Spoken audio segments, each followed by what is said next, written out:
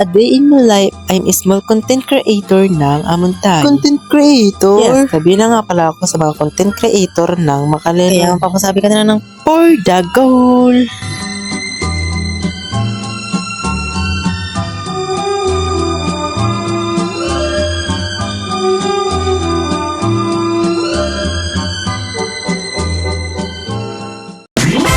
Video, ngayon nga pala may lalakaran kami dahil nga pala ay anniversary nga pala sa tubigan. Kaya naman ito at ako nga ay nagkaroon na nga ng aking damit at ako nga ay nagdadalawang isip pa dahil nga pala ay meron nga pala kaming practice sa school. Pero ang inuna ko pa rin ay ang aking pagsisimba. Bait naman. So nice. Tapos na nga pala at ako nga pala ay maglalagay muna ng mga lotion sa aking katawan. So ayun nga at naisipan ko muna magmerinda dahil nga pala hindi pa nga pala ako nakapagmerinda. So kakain kong ito ay tinalakan pala sa kagabi. At dahil nga pala ay birthday namin kagahapon.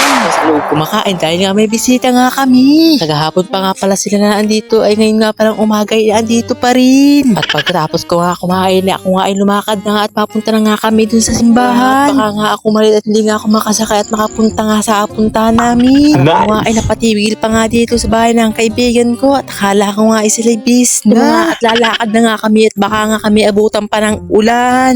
Dahil nga pagpatanghali nga pala din ay lagi nga palang naulan. At so ayun dito ko nga pinagrawa ng pinsan ko at dahil dito nga tinutok ang camera sa mukha niya. At so ayun nice. Nga at ako nga ay papasakay na sa tricycle. Buti na lang hindi ko nakita nga yung driver na indutangan ko. At naandito na nga kami sa church at ilang minuto nga ay pumunta na nga agad kami sa tubigat dahil nga ay alas maybe nga pala simula ng anniversary doon. Hindi ko nga nabidyoan sumakay kami sa Egypt. Nakalula naman pala sila sa Egypt kasi nga pinabilis nga pala yung takbo. First time ko nga lang palang sumakay sa Egypt ay ang pagkauna-una ko nga pala ay puno nga pala agad yung Egypt. Marami nga palang sakay ay hindi nga lang pala kami ang sakay. At naandito nga pala kami sa nabutas kaya nga pala nabutas ang pangalan kaya nabutas nga pala ang kalsada. Sana all sa mga nahulog dyan.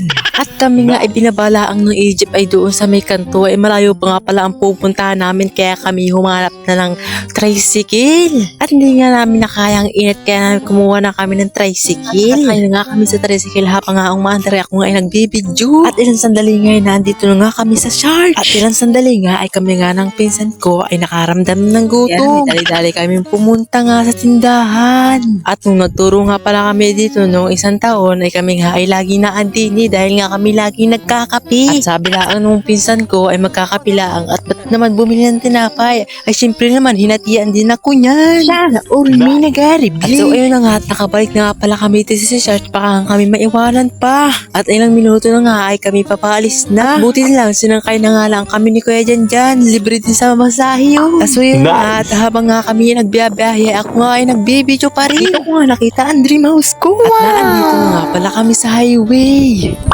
Nice!